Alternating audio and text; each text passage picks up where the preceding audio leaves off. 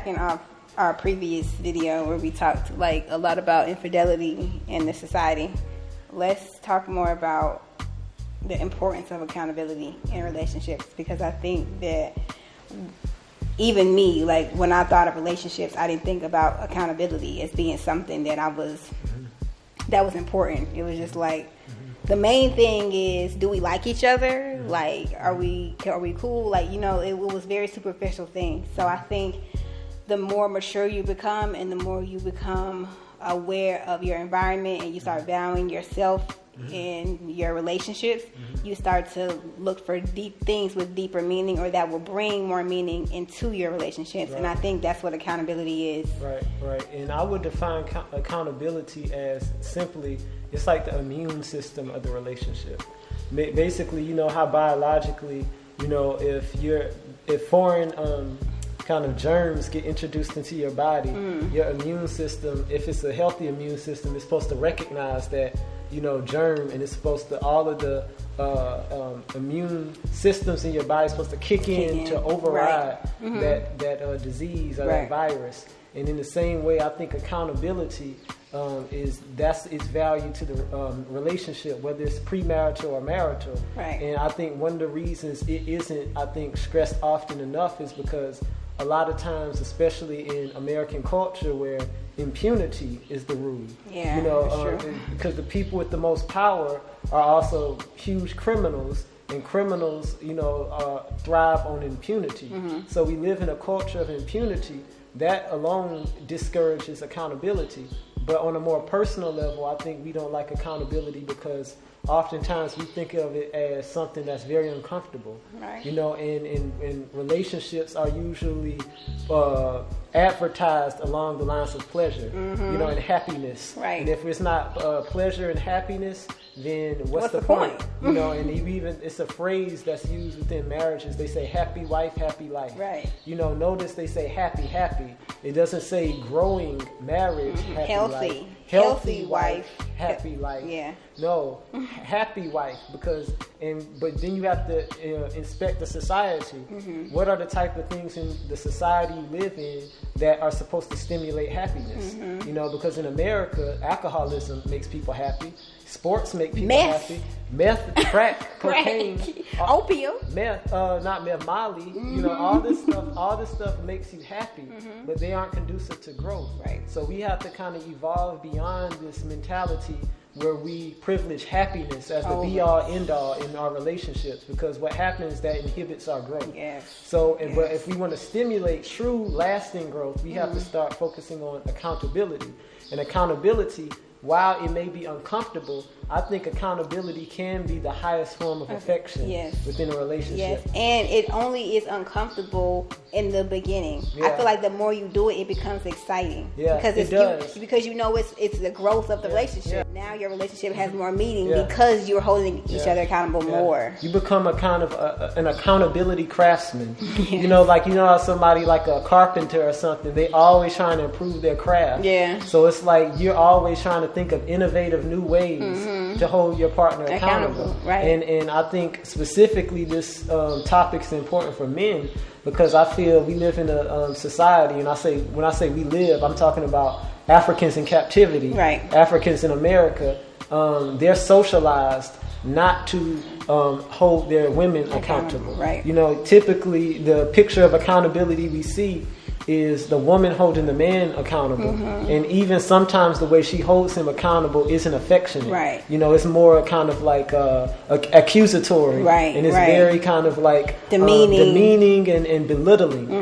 So we have to first begin to understand accountability is one of the highest forms of affection and intimacy. But also we have to, as men, we have to understand that we also have the authority to hold our women accountable. Yes. And by neglecting and not championing and taking advantage of that authority, we're not investing in the relationship. And whenever you do something like that, what you're doing is you're laying the groundwork for the woman to disrespect you.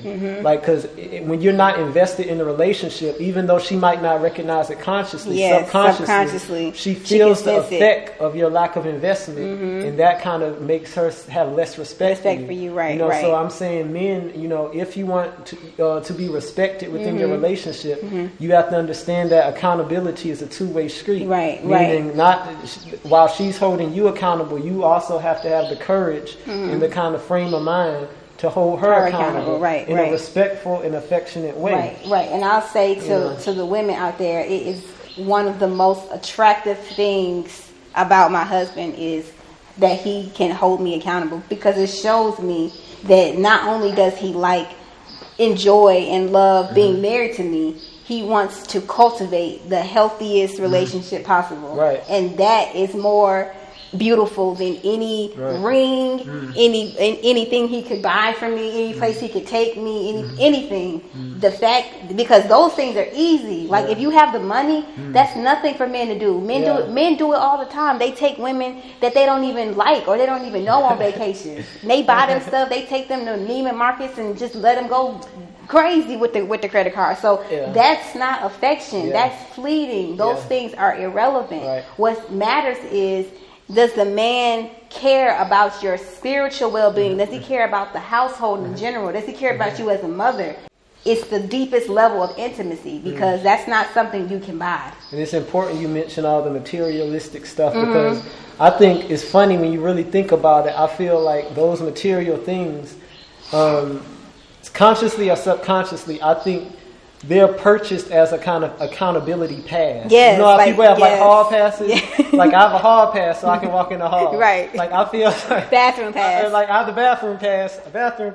I feel like if I buy you like a $1 million ring, you can't say nothing. Leave me alone, Look bro. at your hand. Do you see what I put? Don't ask me for nothing. What happens though is when you have, it's just like the immune system analogy. What happens to a person with no immune system? They die.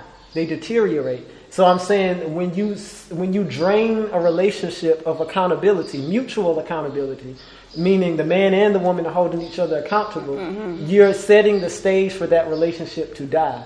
Because what's happening is you're not tending to it. You're not, and you know, in another video we talked about disciplining the relationship. You know, and disciplining the relationship is done through accountability. I would say it's the counterpart as a parent. You know, you wouldn't have a child and say, I love this child. But then you just allow them to cuss. You allow them to go to bed whenever they want. You allow it's parents that do it. You allow them to eat whatever they want. You allow them to just, you know, do whatever. And I'm saying, in the same way you would look at a parent who was that liberal with their child as a bad parent, in a relationship, if you have no accountability flowing, that's showing that neither person is really invested in the relationship. Because anything you care about, anything you value, you're going to work diligently to preserve it. You're going to work tirelessly to make sure, how can I make it more perfect? Because our relationship, we never argue, but at the same time, we're always thinking about how can we make it even better? Because it's not just the absence of arguing that makes relationship value. It's the presence of substance. Now, is our relationship substantive? Meaning, are we building every day on are we seeking truth? Are we valuing truth? Do we have a mission, a united front mission? Like is our conception of God evolving? You know, because that's another thing. Part of spiritual development is not just praying every day. Your concept of God should be evolving. Meaning you should be feeling closer to God. You should be seeing God manifest in new forms. You should be looking at nature differently. You should be looking at animals differently. You should be looking at your children differently. Like all of that starts to kind of happen when you have that flow of accountability. And accountability also, it's not just about when a mistake is made. Accountability is saying, can I share some information that can improve the life of my wife? Can I, and vice versa, can she share some information that can improve my life? That's also another form of accountability. So nothing can have gone wrong. It's just I see a space for you to improve, and I'm going to address it to you. I'm not going to just wait 5 years down the line and be like, I can't stand when you do this, this, and this. Meanwhile, you could have brought that to his attention, or he could have brought it to your attention. So accountability is part of not just the health, it's the holistic health. Because what is holistic health? Holistic health is generating health from the inside out. Right. And because it's already there. It's already there. So you're kind of using the kind of organic elements in order to build on and replenish and regenerate. Right. And Western medicine is the opposite. Western medicine, they don't know how to restore health. They only know how to fix things. So they wait. You literally, unless you're sick, they're like, "Why are you here?" They don't operate on healthy people. Why are you here? They don't inspect healthy people. Yes, they only inspect sick people. Yes, if you go to medical school, they show you a diseased lung. Here's a black lung, and I'm like, "How? No, show me a healthy lung. Show me a healthy lung, so then I can know what the picture of health is." Not the picture of illness. So you see how the culture bleeds into the relationship. In the same way in physical health, we don't think nothing's wrong unless we have a heart attack or we sprain our ankle or we feel an ulcer or we having headaches. Like we don't, why do I got to go to the doctor for? I feel fine. We adapt that same kind of mentality in our spiritual welfare. We feel, well, we're not cussing at each other. She ain't saying nothing, so. She ain't saying nothing. She quiet today, but I don't know why. I ain't going to ask her.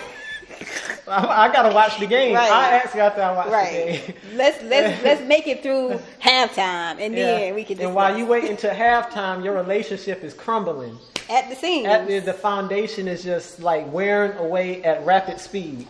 So, and you don't even know it, because the image of the relationship, and we'll talk about that, is picture perfect, and that's what we're hinging a lot of our judgment on, is how does the relationship look to outside people? Yes. How are we presenting the relationship? Because as long as we're presenting, the society is run by image. So as long as I'm presenting the relationship as something, whatever happening internally, I can manage that. I can manage behind the scenes. As long as when I go on stage, everything is hitting on all cylinders.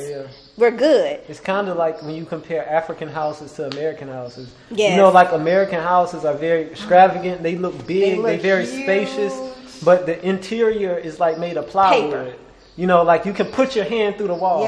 Whereas in Africa, you have houses, like if you punch a wall here, your hand is going to shatter into a million pieces. Their houses are built out of concrete. You know, they build houses out of plywood and paper in America. And then sell it for $400,000. And people be, my new house. Right. So let's not get so infatuated with the appearance of things. Let's start focusing on what's the substance. Who built this house? What's How the fast raw material? Was it built? What is the raw material of your relationship? Not the finished product, the raw material. Because the raw material is going to define the quality of that product. All right. So the second one, and this just kind of builds off of what we just said. Your relationship becomes more functional to the extent there is mutual accountability. This disciplines the relationship and protects it internally and externally. So that just goes to what we was talking about in the previous video, how the woman is responsible for setting the tone in terms of the internal health of the relationship, and the man is charged with protecting the perimeter so that any distractions or external threats can't infiltrate and corrupt the relationship from the outside. So once those two roles are being handled properly, then you have harmony, and you also have an environment where accountability can be practiced in peace. Notice when whenever people refer to relationships, they don't use the word harmony. They just say happiness. Happiness, Happiness is harmony, a goal, not balance. harmony. Balance. Ma'at. Ma'at. They don't. Those aren't goals. That's not even in a lot of people's vows. Not the ones that you write yourself, but just like the vows in the church that you have to repeat after the. Nothing about they don't harmony. talk about harmony. They talk about sickness and death. Sickness and death. They talk about death opposites. do us part. They talk about opposites. Yes. You know, not mutually opposing opposites, as opposed to complementary pairs. So this is why it's so important to understand what you're speaking. You're not just getting married to get married. You're really understanding what you're saying, and you're not just repeating things because somebody told you to repeat it. It's a spiritual initiation. It's like a declaration that you're trying to discover God in a new context. Right. Meaning, prior to marriage, you're seeking God as an individual, as a single person. But the marriage is supposed to be symbolic of the fact that you can discover God through someone else. Like you discover God through how you love your wife. You know, God's love should be manifest in your marriage. And God's love does not include abuse and infidelity and lies and deceit. That's not God's love. And the Creator holds us accountable. How does the Creator hold us accountable? Struggle. That's how he holds us accountable. He tells us we're going to struggle until we begin to rely on her or him or it or whatever pronoun you want to use. Until we begin to rely on the Creator, we struggle. And once we rely on the Creator, meaning our African selves, then we win. We have Haitian revolutions. And we struggle not just in our individual lives, but in our relationships. Yes. And I think that's why we're seeing so many African relationships on barely hanging on by a thread, just on life support. Yeah, artificially sustained. Behind the scenes, not on Instagram, not on Facebook. Behind the scenes, they're on life support because that you refuse to really dig deep and activate that God center that the relationship was supposed to be based off on. Me a lot of celebrity culture, like this thing where celebrities will just die, it seems suddenly, but they'll be going through an illness, kind of like Chadwick Boseman. Yeah, that's true. Like, and he continued to work, he continued to do movies. Even when he began to lose weight, people was like, he looks ill. He was like, no, I'm doing this for a role. And there's like, okay, but that's not. He wasn't the first person that happened to. It's been a number of different celebrities over in the history who have seemed to die suddenly. But nobody on the outside knew because they maintained their appearance that they were still doing business as usual. And they would even lie. Even though they knew that they were sick or that they were ill or that something was wrong, they would come into public and be like, I'm fine. Because their humanity would be consumed by the celebrity life. And that's what we're doing to our relationships. We're kind of sacrificing the substance of our relationship in order to achieve some fictional kind of joy that comes with a nice appearance. Yes. And what we're doing by that, we're diminishing our spiritual power. We're diminishing our ability to live in a fuller way, because we're so obsessed with getting likes or getting attention and adulation and having people agree with everything you say. It's like, it does something when people agree with you. When you have to realize if you're in a sick society, people what you say, people should disagree with because that lets you know you have to have enemies. You have to have enemies. Yeah. You have to. If you don't have enemies, so you ain't doing it. You're not doing it right. Yeah. You're doing it wrong. In fact, you should have more enemies than friends. Everybody that was even in the Bible, the enemies of Yeshua. He had enemies. He wasn't making everybody happy wherever he went. Right. They say Satan is the prince of the world. He's the prince of the world. So if the world is agreeing with you and the world aligns with your values, the world is giving you your values, who are you? Who was really your God? Yes, your relationships, and this is something we talked about before. Healthy relationships are subversive. Yes, meaning they are. They are very kind of at odds with the status quo. If it's not subversive, it's unhealthy. Because the society is unhealthy. Yep. All right. So the goal should be make your relationship subversive. Yes. Create enemies. Yes. Of your relationship. That way you know you're doing it right. Yes. If everybody's praising you in a sick society, the relationship is probably the most unhealthy. Yeah. The most unhealthy. Not just a little unhealthy. The most. The more praise you see couples getting, the more unhealthy they are. You look at the rapper Gucci and his wife. Unhealthy, but they have millions and millions of likes, millions and millions of people looking at them, wishing they had the money and the fame and the recognition that they have. Extremely unhealthy. And it's interesting, the response to subversive relationships, it begins with you make enemies and they start to vocalize the fact that they don't like you. But what happens over time, it becomes silent. Yeah. And that's how you know you've reached the level of subversive relationship when you start to model certain types of behavior and the overwhelming response is crickets. Yeah. Because what happens is it's so subversive, you don't want to give it any attention. Yeah. The society doesn't want to give it any attention. You want to ignore because it. even if we attack this, people are going to be like, what is that they're attacking? And then they're going to go look and they might see something that shows that they're in captivity. Yeah. So they say, let's just pretend this doesn't exist. And so a lot of times you'll know the relationship is subversive, not just based off of people shouting it down, but how many people are just not saying anything. Yeah. And this is especially true when it comes to loving your children. Because we live in a society that has a pathological hatred of children. So when you start loving your children sincerely, oh my goodness, the crickets become so loud. The crickets become so loud because they saying, oh my God, they're trying to raise a child who wants to destroy our society.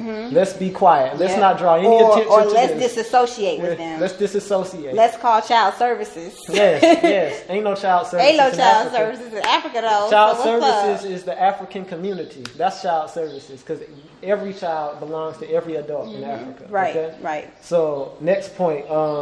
Women are socialized to value emotion-based and image-based marriages, not growth-based. Husband values accountability-free marriage, and this just goes to the thing about the image. The image, and social media does a lot to magnify this. You know, we live in a society where people have engagements just so they can post it on Instagram instead of actually thinking about what marriage means in terms of a lifelong commitment, and then at the same time you have men who think the happy life, happy wife mentality, where if they have any issue with the woman they're with, instead of holding her accountable, they just kind of passively kind of deal with it. They might drink more, they go out more, they watch more sports, they start eating more. Because they don't value the woman anyway, because the society, they don't value the energy of that woman anyway. So who cares if she's at her best? Who cares if she's doing something wrong that I don't like? I don't really want to be around her anyway. I'm just doing this because it's socially acceptable. Right, and socially acceptable is important because we keep highlighting the factor of socialization, because I would like people to ask, because I really want to key in on this idea of men holding women accountable, because it's if men were to begin to value that, and it would revolutionize how relationships are practiced. Because think about just in media, entertainment media, because we live in a media-dominated culture. How many times in media have you seen a scene or a portrayal of a man holding his wife accountable in a respectful, affectionate, sincere way, and then the wife responding, you know what, you're right, I should have done that differently. That never happens, because what the society is, it's a Yoruba society, and white men don't love white women, as we constantly say. So if you don't love white women, you're not going to invest that type of care in relationships. Right. You just start hitting people. But African men, we value, at least traditionally, we value African women. So part of being an African man is having that type of frame of mind, having that internal kind of strength to hold your woman accountable, and not being afraid that just by doing that you're going to somehow create friction. Because what happens is, when you do that, even if she doesn't immediately see, you're expressing that you value the relationship. Right. And that's what's key here. We have to begin engaging in behaviors that show we value our relationships. Yes. And notice I said value the relationship, not value what she does for you, not value her body, not value, her cooking, value the relationship, meaning valuing how the dynamic between you two works, valuing the energy that flows between you two, and how it opens doors that couldn't have been opened unless you had her working with you, valuing cooperation, and that brings us to our next point. Marriage is not work, it's a gardening process. Yes, stop calling marriage work. I mean, the way we frame and the way we look at things.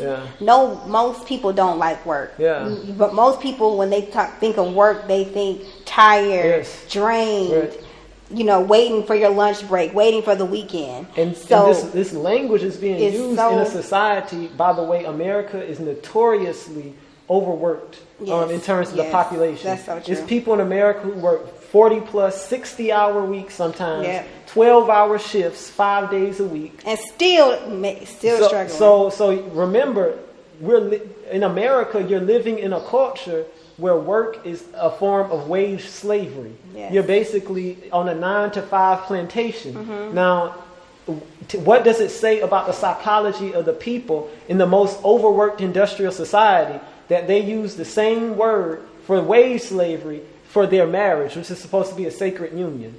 That means they don't value marriage. That means marriage is just an extension of the 9 to 5. It's an economical. It's an economical. That's move. really what it is. You know, you want to get more on your tax return. That's really but you aren't thinking about the spiritual process involved. Or if you're a Christian, you're doing it for those reasons, but you're not doing it for genuine spiritual growth and a movement towards the Creator. Right. That's not why you're doing it. Now, in the African context, if we called it work, it would be different because Africans take meaning out of their work. Right. They have a connection with the earth. And they're not overworked. They're not overworked. They work out of their mind. They work out of their creativity. They work in the crafts. You know, they take pride in their work. Yeah. They aren't doing it for the paycheck. They're craftsmen. So I'm saying, why would you use a name to describe, a word to describe your marriage that can also be used to describe a process where you get a paycheck? So you're saying the same thing I do to get a paycheck, I also use that word to describe this sacred union. You see, so we're being very careless and reckless in terms of our words we use. Yes. Marriage is not work. Marriage is a gardening process. Marriage, like I said in another video, marriage is providing the oxygen, the sunlight, the nutrients, the music, you know, in order to generate cultivate growth over time and being consistent, you know, because just like a plant, if you stop watering a plant, it dies. Yeah. Meaning you have to consistently water it on schedule. That's what accountability is. You're watering your relationship when you hold your wife accountable. Yes. When your wife holds her husband accountable, she's watering the relationship. So we're saying exhibit the same care and concern towards your marriage that you would a plant. You know, I think that's the perfect analogy. I agree. You know, and it's an African proverb. It says the wife is like a flower and the husband is the fence that surrounds it. The perimeter. That's the perimeter. You have to protect the flower. Right. And it's delicacy too. Yes. You don't come in a garden and be like, I'm about to just... You don't get a machete and just go... You don't do that. You're delicate. Yes. You like that time that you wanted to hold me accountable for something I did. You were like, "Come, let me rub your feet. Yes. And let me tell you what something that you can do better. Yes. Here's an area of improvement for you. You want to mix that type of physical intimacy. Remember, it's not sexual; it's intimacy. You want to mix that with holding someone accountable. Right. So if I'm holding my wife accountable, I'm not just going to be like, you know what? I don't like that you did. No, I'm going to hold her hand first. Right. You hold her hand, and as you hold her hand, you massage it and you talk in a way that's firm and direct. And you just make it, and you keep reiterating that you value the relationship. Right. So that's another thing. Every time you hold your spouse accountable, you have to preface it with the fact that you value the relationship. Because once you lay that groundwork, you have to say, okay, it's an issue. First, I want to say I love you. I value the relationship. Everything I say here, you know, I'm saying it because I want us to become stronger and more whole as a married couple. And if I say anything that you have an issue with, tell me, because it might be some things I'm missing. So you want to open yourself up, because that's mutuality. That's saying I'm not like on some high pedestal. Right. No, it's a kind of how are together we're going to salvage. How are together are we going to complement each other to feed the relationship. Right. You see, so that's a completely different dynamic that we're used to. We're used to arguments. We're used to, you did this, I'm mad, and it destroys the whole energy. Right. You know, so cultivate. And then you come back and have makeup sex. Yeah, that's weird. That's abuse. That's like putting someone on like a pendulum, like where they're just going high. It's a bipolar type of way of thinking about relationships. You know, and like we said, ritualized fighting, the highlight is the makeup sex. You fight so that you can have some excitement artificial in the bedroom. Artificial enhancement. Yes. It's because it's not genuine. It's artificially created.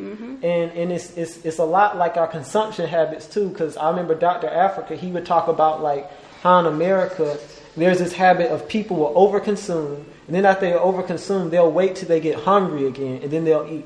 You know, like we only eat in response to hunger. Yeah. Meaning our stomach has to stop. To yeah, we don't eat like on a schedule. We don't say, let's not eat late at night because the food will be undigested. We literally wait until we're hungry to eat. Right. And that's not normal. You shouldn't be hungry when you eat. You should just be eating because that's what's necessary to maintain your energy throughout. You're eating for energy. Right. Your food is your medicine. You know, and in the same way, I think in our relationships, we kind of we wait until we're emotionally hungry you know, in order to like have any type of physical intimacy. Right. We don't think of it as this intimacy is just a part of the health of the relationship. That it should be just a consistent thing without, there shouldn't be any artificially created incident to kind of trigger it. Right. You know, so all of these things, this is coming out of the same cultural pot. You know, it's Yorugu. That's it, a big Yorugu pot.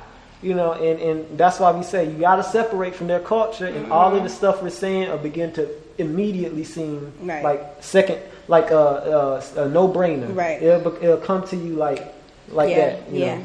So next point is accountability is a form of expression of affection. That's something we already pointed out. Not showing accountability is withholding affection. That's important. Yeah. Accountability should always be prefaced by statements of love, us-centered, not you-centered. And accountability is spiritual intimacy. Right. So we addressed that. I think what we should talk about is how with not giving affection is withholding. I mean, sorry, not giving. Accountability is withholding affection.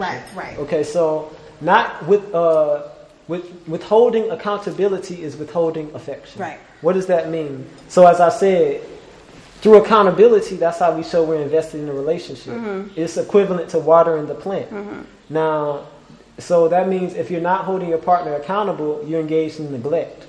You're neglecting the plant. Even if you're doing the physical affection. Yes. If you're not giving that if you're not holding that person accountable, spiritually you're neglecting them. Right, and remember, accountability, because we have to evolve beyond the type of normal ways of thinking. Accountability doesn't mean something went wrong. Accountability means you see room for perfection. You see room to perfect something that, so even if things are going well by your perception, there's always room to make it better. Right. You have to be a kind of perfectionist in terms of your relationship. And perfectionism has been slandered as a bad thing. Yeah. But in a society where people have been, African people specifically, have been misrepresented as savage and inferior, perfectionism is revolutionary. Yes. Because the idea that we can be perfect is counter to what society tells us we are. Right. Because society tells us we're imperfect. We're imperfect by nature. Yeah. That we're savage. They had us in zoos. That we're born sinners. So perfectionism is a revolutionary doctrine for African relationships. Yes, I agree. You know, so we have to begin to embrace that. Not to say that the relationship is going to be perfect, but we should always aspire towards perfection. Right. Because where you aim is going to determine where you land. Right. Like if you're not aiming for perfection, you'll never get that high point. Mediocre. You'll That's always where have land. A mediocre kind of stale, barely making it relationship. On the verge of divorce relationship. Yes. Where there's no dialogue, there's no real intimacy. There's just but the image is there. I pay the bills, you pay the bills. Yep. The image is there, but behind the scenes, it's very mediocre. So yes, we have to understand that withholding accountability is withholding affection, and giving accountability is expressing affection. You know, it's nurturing the relationship to ascend to higher levels of being. So, and lastly, we're going to talk about mutual accountability. Mutual accountability creates balance in relationships. So I would say ma'at. This balance is essential to the security of the relationship. And I use the analogy to the military.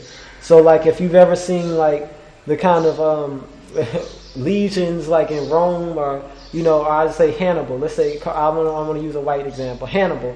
He has a legion of soldiers and they all marching. Imagine, it's always important that the front line is balanced. It's symmetrical. That if you have 200 soldiers on this side, you got to have 200 on this side. And that means you have a balance. You have a united front not only, but you have a front that's advancing in unison as one whole. Because if they're kind of advancing at different rates, or it's like imbalance, it's lopsided, it's going to easily be destroyed because it's disorganized. Right. This goes back to being equally yoked. The Bible talks about it, but really we're talking about it from an African perspective. But that's what it is. It's equally yoked. Not that are we both Christians? Are we both in the choir? That's not equally yoked. Are we equally invested? Are we equally invested? Are we both growing at the same pace? Because if you have one person striving for growth and the other one growth is cool, but it's not necessary. there's no relationship to be had. Yeah, yeah. If you have one person that's very abusive and one that's passive and just trying to manage, there's no relationship to be had. So like you said, in unison, meaning for those people who have come from Christian backgrounds, equally yoked is basically what we're saying. And mutual accountability is the seed for intimacy. Yes. For spiritual intimacy. Because again, accountability, you're addressing the person on a deeper level because you're addressing the things about them that they don't see. Yes. You know, and that's where the true self resides. Yeah. The true self doesn't reside in the mirror, so to speak. You know, that's the shell. That's the tomb of the soul. Yeah. But you see the actual soul when the person who cares about you tells you something about you that you don't see. Yeah. Yeah. That's the true you. Because that's that part of you that is unconscious. Yes. You're not even conscious of it. But when they bring that unconscious part of you to your attention, what they're doing is they're uniting you. They're making you whole. Yes. They're bringing that unconscious part to the conscious level. Right. Meaning, and that's what it means to live in a kind of divine space. Yes. That's what it means to live in a way where you're truly bonded on a spiritual level, not just on a physical level. Right. Not just legally. And I'm doing this stuff. I'm talking about these things that you don't see, not because I want to criticize you, but because I want to see you bloom. I want to see all of you. I don't want to see like snippets or flashes of you. I want to see all of you. And I want you to do the same for me. Exactly. I'm expecting you to do the same for me, so I'm going to give that to you. But like we said, it's a lot of people in relationships that don't care about the person that they're with. And you can tell that because they're not holding them accountable. And they don't care about themselves. They don't care about themselves either. Because if they cared about themselves, because I feel like accountability, there's this kind of interesting nature to it where I feel like it's a two-way street, but I feel like if you learn to master accountability as a form of affection, it's always reciprocated.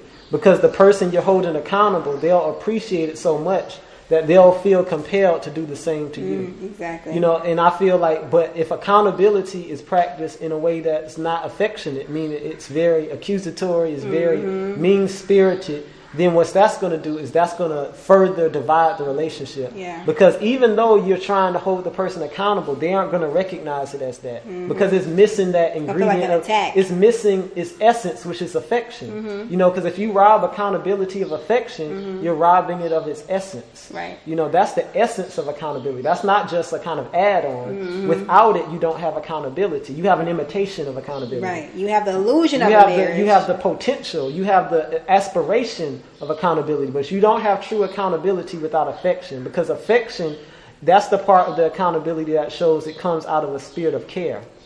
You know, it comes out of a spirit of care. If I don't care about you, I'm not gonna give it to you affectionately.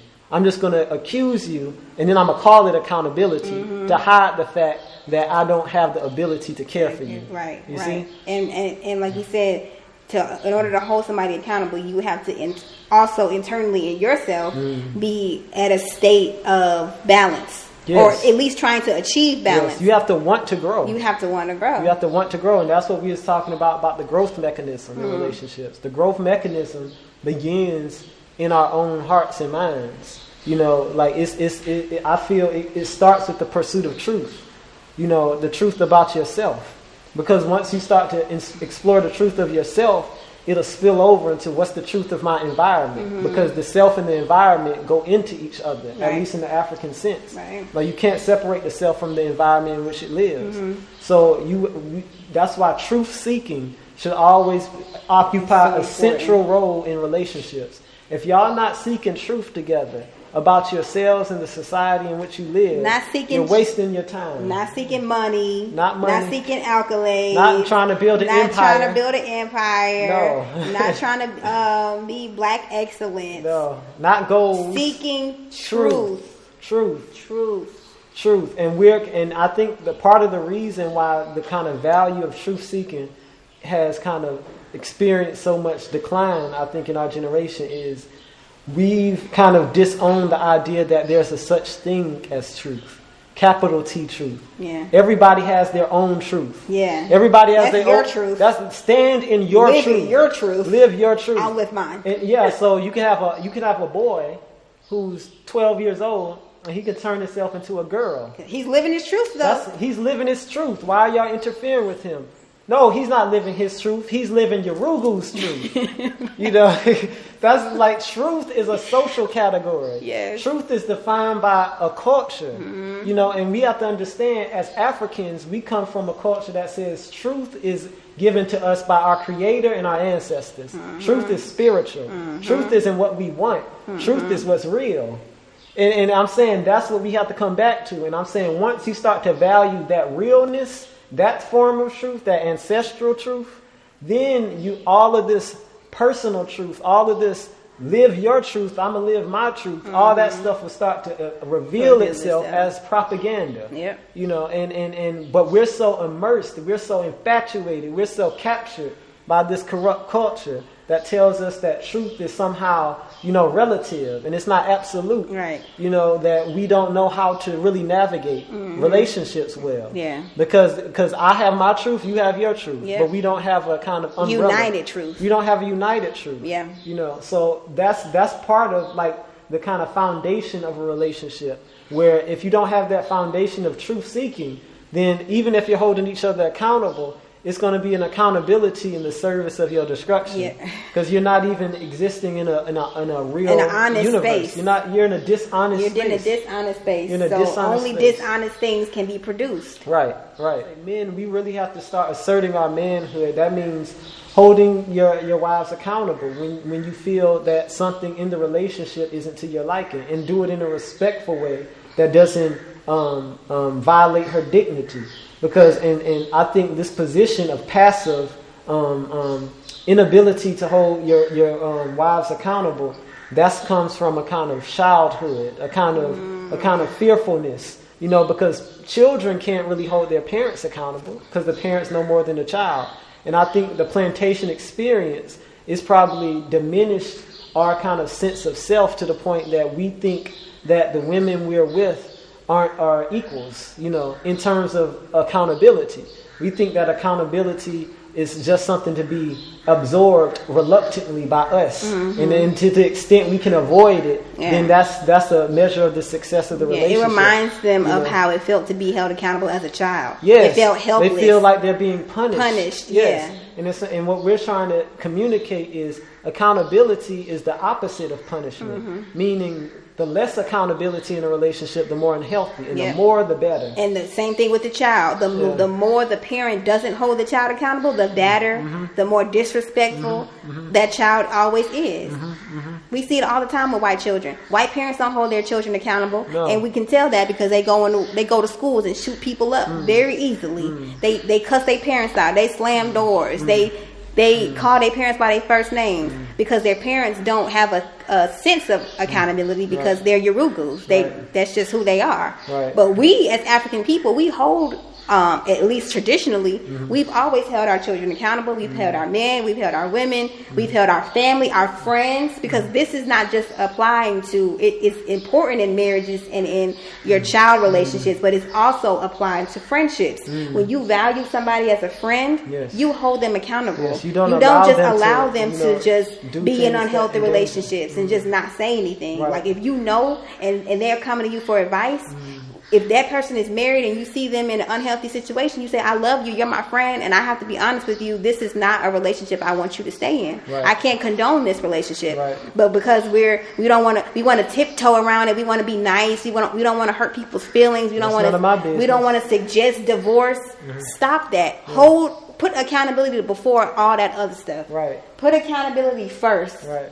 And the friend they won't like it. They won't be, to be honest, they won't like it, but they will appreciate the honesty. Yeah. They will appreciate it. And will they grow from it? You know, that's what the you goal. have to ask. Am I planting a seed? Or am